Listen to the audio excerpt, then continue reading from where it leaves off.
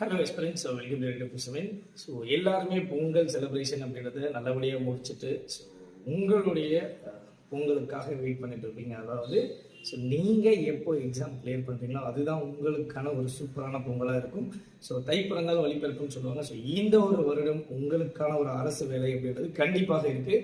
So அதை நீங்கள் தான் முடிவு பண்ணணும். ஸோ இப்போவே என்ன பண்ணுங்க அப்படின்னா உங்களுடைய ஃபவுண்டேஷன் அப்படின்றத ஸ்டார்ட் பண்ணிடுங்க.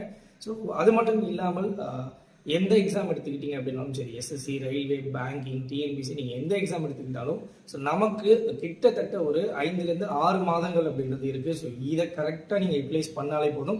ஸோ கண்டிப்பாக ஒரு எக்ஸாம் கிராக் பண்ணிடலாம். ஸோ எல்லாருக்குமே ஆல் தி பெஸ்ட்.